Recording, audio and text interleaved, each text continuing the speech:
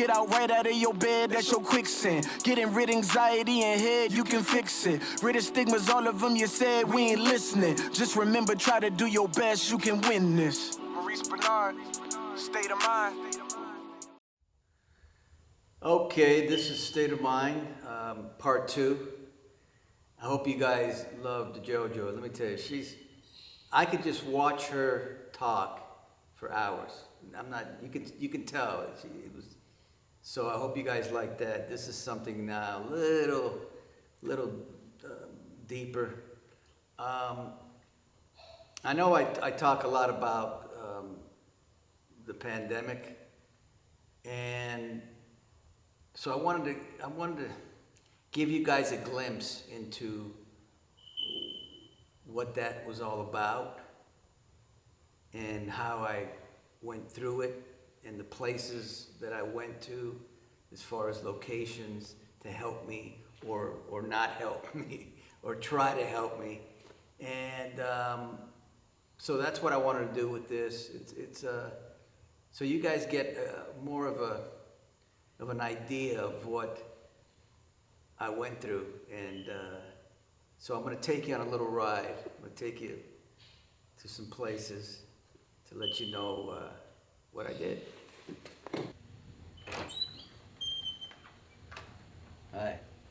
So just to get an idea, I know I've talked a lot about it on State of Mind, but just so I can let you know a bit of, I'm not going to method acting here and have a panic attack, but the panic attack for me started when the pandemic hit, General Hospital shut down, I wasn't going on my book tour, and my mom and dad moved out of the house, and I had this enormous rush come over me, and I was shaking like a leaf. It was really horrific, but I still had to do the book tour because, I had to do it on Zoom.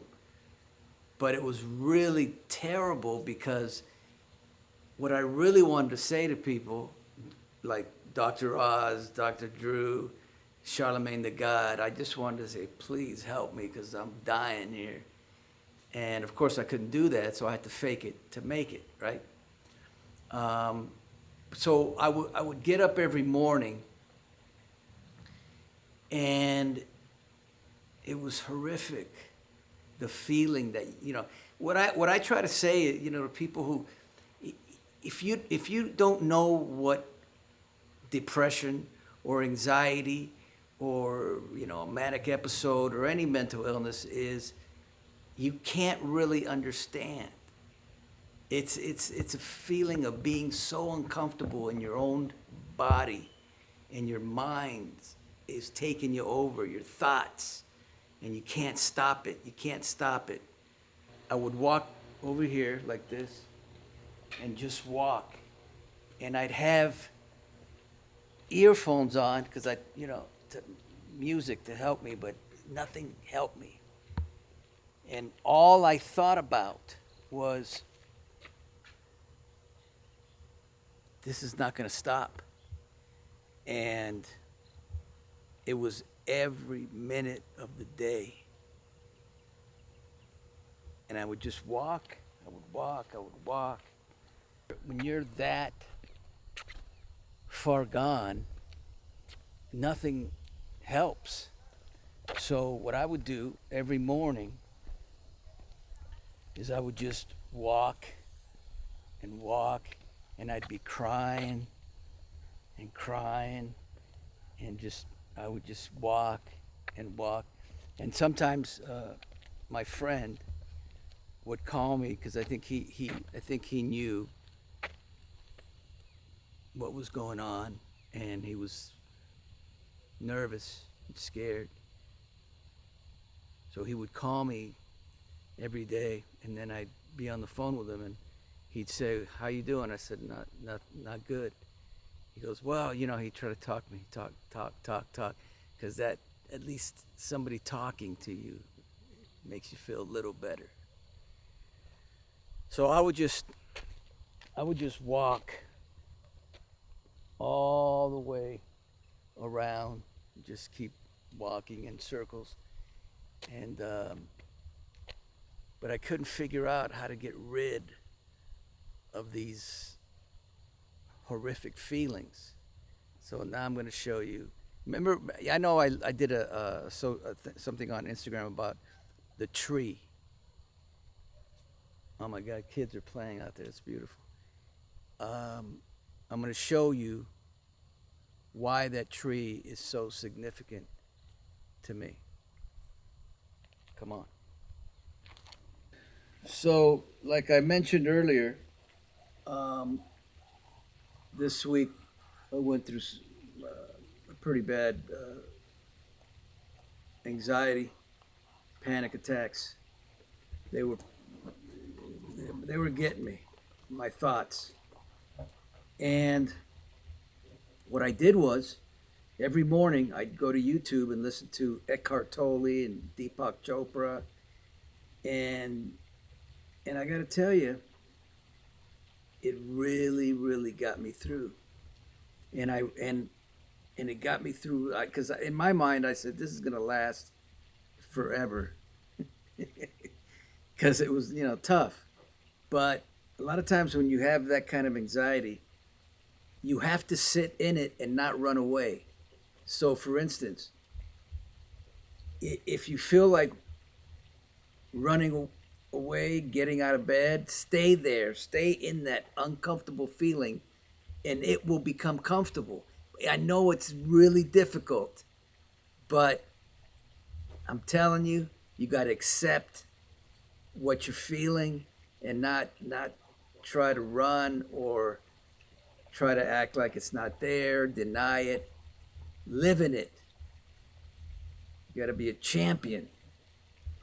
So I would come out here and sit, just read, this week, and look at everything YouTube, and I noticed that when I was in the anxiety, I couldn't hear the water. And when I got better, the water was loud. And that's the difference.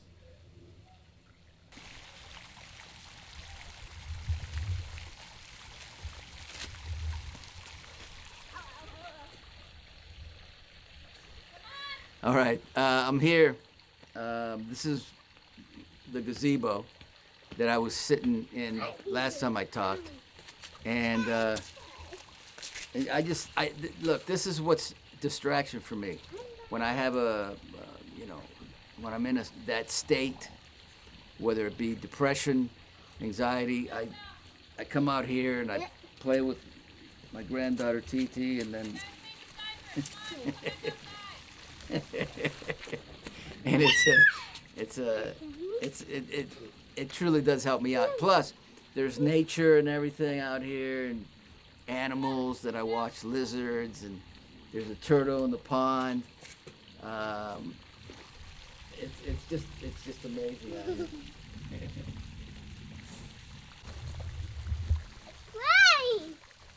Can you imagine? This is what I see. Look at that guy.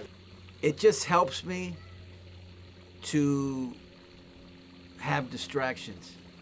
You got, when you're going through anxiety or anything, depression, you have to stop thinking about the terror. And it's very difficult to do, to stop thinking about it, because all your mind does is go to the worst. So I came out here and just, nature fills me up.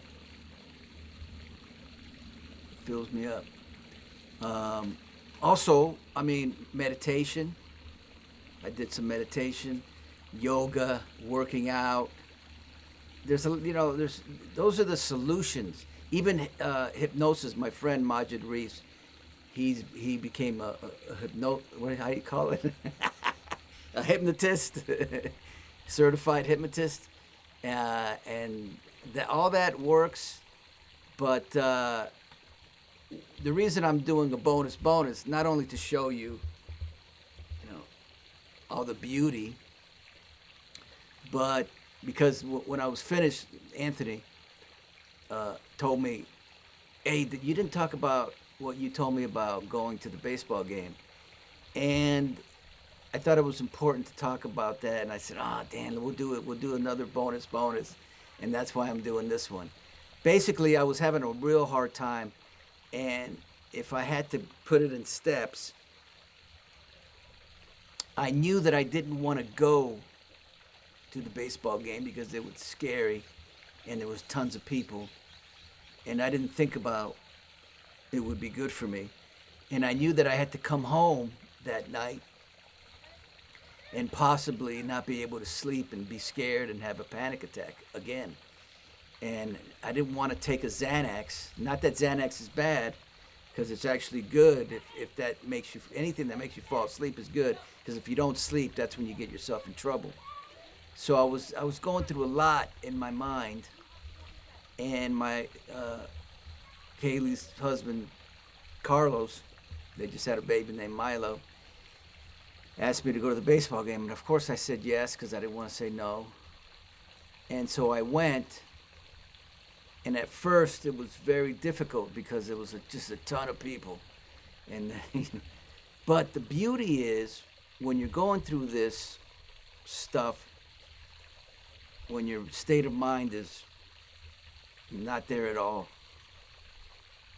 what the baseball game did is it made me focus on the baseball game and my granddaughter and not focus on what the fear that I had. So it made me feel a little better, and I was like, wow, I'm feeling a little better. And then I came home and I did not want to take that Xanax. And guess what? I didn't take the Xanax. I went to sleep. I woke up and I started feeling better.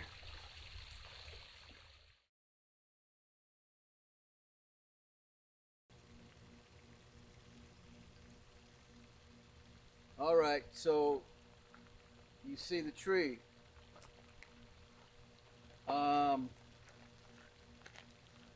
So just to give you a perspective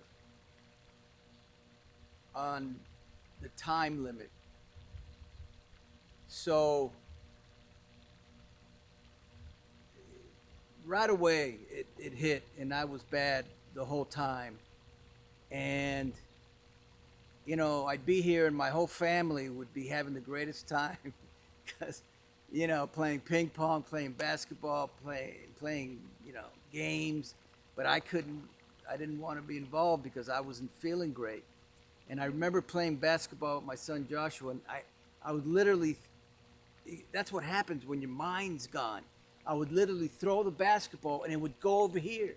I couldn't hit the basket, it would go over here. And I'm great at ping pong, right?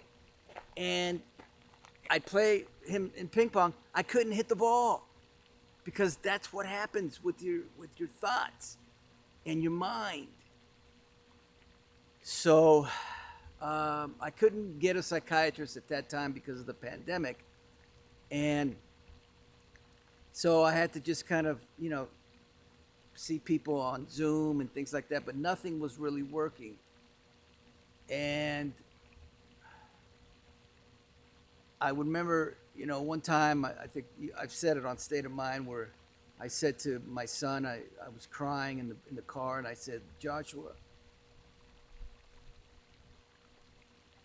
I don't think I can make it. He says, what do you mean, Dad? I said, I don't think I'm going to be able to make it. I can't do it another day. He goes, yes, you are, Dad. He said, because I'm going to help you through it. So, you know, that was beautiful. And then Paula always, that's why I have the t-shirts, you know, you are stronger than you know, because I would say to my wife, Paula, I don't think I can do this another day. And she would say, you know, you've said that 100 times, and 100 times you've made it. So you need help when you're in that period. You need loved ones to be patient and love you. And the reason that I talk about all this with you guys is because I want you to know that you can get through it.